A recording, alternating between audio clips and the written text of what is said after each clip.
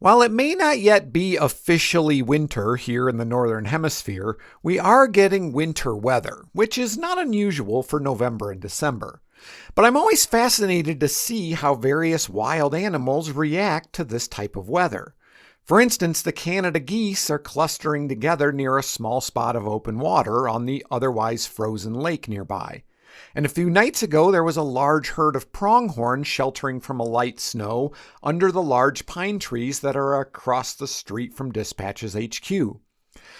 But I think the best thing about a light snow is going out and seeing all the tracks of the animals that are still moving around. Mice and voles and rabbits and coyotes and foxes. Animals that a lot of times you'd never know were there. So heading out into the cold myself gets me thinking about how animals adapt to the cold. And then I saw a video of one of the sort of ultimate winter animals, one that even captures the spirit of winter in its common name, the snow leopard. So that's what I'm going to tell you about today. Soft kitty, warm kitty, little ball of fur, happy kitty, sleepy kitty, purr, purr, purr. The snow leopard. I'm your host, Tim the Nature Nerd O'Hara, and this is the Dispatches from the Forest podcast.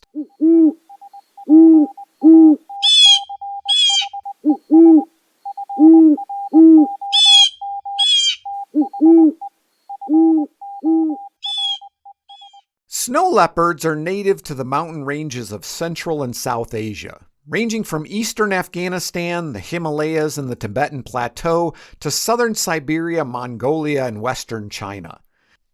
They live primarily in alpine and subalpine zones at elevations of just under 10,000 feet to just under 15,000 feet. 3,000 to 4,500 meters, although they may come down as far as 6,000 feet, 1,800 meters in the winter, and go up as high as 18,000 feet, 5,500 meters in the summer. And despite their name, they're actually more closely related to tigers than they are to leopards. But that said, despite their heritage, they look more like leopards, so it's easy to understand the confusion. A snow leopard's fur is whitish to gray, and it has black leopard-like spots on the head and neck, with larger rosettes on the back, flanks, and thick bushy tail. And no surprise, given its name and habitat, that fur is thick, measuring anywhere from 2 to just over 4.5 inches, 5 to 11.5 centimeters.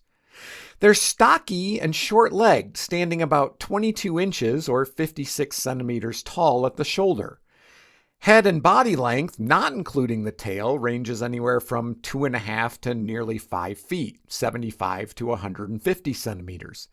The snow leopard's tail adds another 31 to 41 inches, 80 to 105 centimeters to its overall length. So for those of you doing math at home, from the tip of its nose to the tip of its tail, we're talking about a kitty that can be 5 feet to just over 8 feet long, 61 to 255 centimeters. That's comparable in length to a mountain lion, but shorter by up to a foot, 34 centimeters. Compared to a Canada lynx, they're very similar in terms of body length, although the lynx obviously lacks the snow leopard's thick tail, but the snow leopard outweighs the lynx by quite a bit. A male snow leopard weighs in at 99 to 121 pounds, 45 to 55 kilograms. Females at 77 to 88 pounds, 35 to 40 kilograms, more than double the weight of a lynx. And while, yes, some of that weight is in the snow leopard's long tail, it's certainly not 50 pounds or 23 kilograms worth. But despite those short legs, snow leopards are champion jumpers. They can jump 30 feet, 10 meters, which is about 6 times their body length. And they can travel up to 25 miles in a single night. Now, as you might expect, snow leopards have several adaptations for living in cold, mountainous environments. First of all, their nasal openings are large in relation to the length of the skull and width of the palate. What does that mean? Well, what this means is that the volume of the air they inhale with each breath is optimized. Very important at high altitudes where there's less air pressure, something those of us living at higher altitudes know all too well. and the cold, dry air is also then warmed as it comes into the body. I already mentioned the thickness of the fur, which obviously insulates it from the cold. And compared to other cats, the snow leopard has small, rounded ears to help minimize heat loss. Like the Canada lynx, it has broad paws which act like snowshoes, distributing its body weight for walking on snow. And fur on the undersides of the paws enhances its grip on steep and unstable surfaces while also minimizing heat loss. But what I really want to hit on here is the tail, because the snow leopard's tail is, well, it's kind of special. It serves several important functions and is also kind of what inspired this episode. Now, first of all, that long, flexible tail helps the snow leopard balance in the steep, rocky terrain where it lives. The reason the snow leopard's tail is so thick is because that's where it stores fat, which helps sustain it when times are lean. When they sleep, they wrap that furry tail around their face and body to help keep them warm. And that brings me to the thing that really inspired this episode. I was scrolling through my social media feeds the other day, and I saw a video of a captive snow leopard carrying its own tail in its mouth. Now, according to the video, because of the length of the tail, snow leopards will sometimes carry their tail in their mouth just to keep it out of the way. Interesting, but also one of those fun facts that made me wonder if it was really true. I mean, cats are pretty good at keeping their tails out of the way after all, so I had to check it out. And here's what I found. There are, of course, several theories for why snow leopards might bite their own tails. The most popular theory goes back to that cold environment where they live, suggesting that they hold their tail in their mouth to protect their face from the cold. This theory postulates that by holding their tail in their mouth, it acts like a furry mask to insulate those areas that have less fur and are therefore less insulated, the mouth and the nose. Like you or I might pull up a scarf or put on a ski mask to keep our face warm in bitter cold temperatures. And maybe they are just keeping it out of the way like the video said, or maybe they're just playing with it like any house cat that's ever chased its own tail. But here's the thing. This tail biting / carrying behavior has never been documented in the wild. Now, granted, snow leopards are elusive and they live where the weather and terrain make it exceptionally challenging to observe them. But you would think that at least one person would have documented this behavior in the wild. But alas, no, it's only ever been documented in captive snow leopards. So it seems most likely that this behavior is just a reaction to stress, like biting your nails. And what's more, it's clearly a learned behavior. Young snow leopards in captivity, in all sorts of climates, not just cold ones, will bite or hold their own tails after observing their older relatives doing the same thing. Now, maybe someday somebody will document this behavior in the wild. I kind of hope they do, because they really do wrap it around themselves to protect their face and keep warm when they're sleeping. But until that day, we shouldn't assume that behavior only observed in captive individuals is indicative of wild behavior. And all we have right now is an example of how easy it is to spread inaccurate information on social media. And you might note that none of those theories included keeping the tail out of their way. Now, like all big cats, snow leopards are obligate carnivores. They'll eat anything they can catch as long as it's made of meat. But they prefer prey that fall into the 80 to 170 pound range, 36 to 76 kilograms. Their primary prey is the Himalayan blue sheep, an ungulate similar to bighorn sheep here in North America. The snow leopard hunts by actively pursuing prey down steep mountainsides, using the momentum of their initial leap to chase prey for up to 980 feet, 300 meters. Then it drags the prey to a safe location and consumes all the edible parts of the carcass. A single Himalayan blue sheep can sustain a snow leopard for about 2 weeks. Now, although they usually hunt alone, snow leopards have been recorded hunting in pairs, particularly mated pairs. Which again, just to touch back on the whole tail holding thing, that's a somewhat rare behavior of hunting in pairs, but it's been documented in the wild, but not tail holding. Just want to point that out as something to ponder.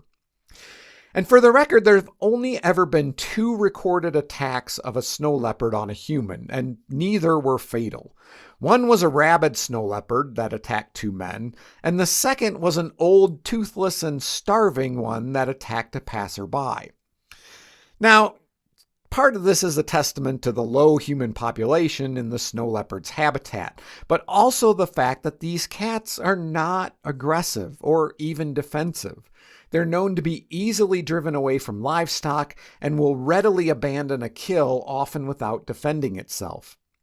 Snow leopards become sexually mature at the age of 2 to 3 years. An average lifespan in the wild is 15 to 18 years.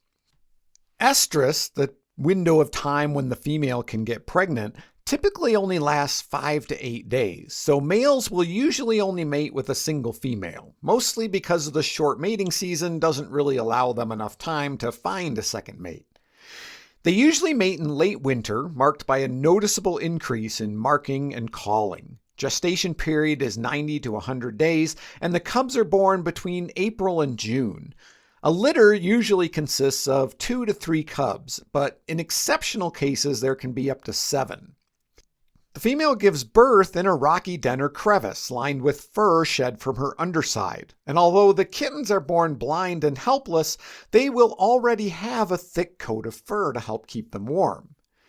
After about a week, their eyes open, they can walk at 5 weeks, and are fully weaned by 10 weeks. The kittens leave the den when they're about 2 to 4 months of age. Although they're closely related to tigers and slightly less closely related to lions, jaguars, and leopards, snow leopards can't roar like their cousins due to their short vocal folds that don't provide enough air resistance. But that doesn't mean they're silent. The snow leopard's main call is described as a piercing yowl, and it's so loud it can be heard over the roar of a river.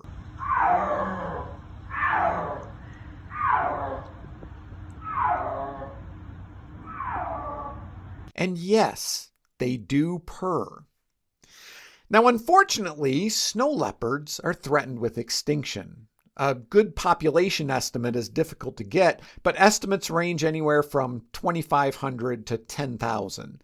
But the causes include, of course, all the usual suspects. For instance, poaching and illegal trade of its skin and body parts. It's estimated that throughout its range, about 200 to 400 snow leopards are illegally killed each year. Climate change is expected to cause a shift in the tree line in the Himalayas, shrinking the alpine zone and reducing snow leopard habitat by an estimated 30%. Livestock can cause habitat degradation, decreasing the leopard's natural prey, which, combined with the increased use of forests for fuel, further reduces snow leopard habitat. Now, fortunately, many of the countries where the snow leopards live are actively working to conserve them, especially when it comes to stopping poaching and illegal trade in these beautiful felines. And with that, my feral friends will put this episode to bed with its tail wrapped warmly around its face. Thank you so much for listening. If you want to support the podcast as we head into the new year, that would be amazing. Here's some ways you can do that. Become a patron. Subscriptions start at just $5 a month, and with 3 paid months, you get some sweet Dispatches from the Forest merch. Find all the details at patreon.com/dispatchesfromtheforest. You can donate through PayPal using my email address, dispatchesfromtheforest@gmail.com, which is also how you can contact me if you have a question, a comment, or a request for a future episode. You can also donate using the Cash App and the hashtag ForestNerd. And if you want to just send a check, that's no problem either. Just send me a quick email and I'll let you know what my mailing address is. Go check out the merch store at cafepress.com/shop/dispatchesfromtheforest. Click on products and find something that you like. Makes great Christmas presents. Finally, follow Dispatches from the Forest on Instagram, Facebook, TikTok, and YouTube.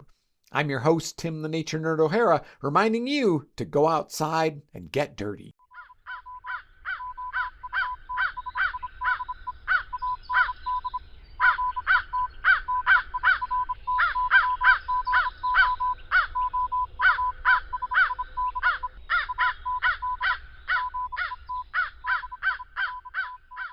The Dispatches from the Forest podcast is a production of Dispatches from the Forest and may not be used or rebroadcast whole or in part without express written permission.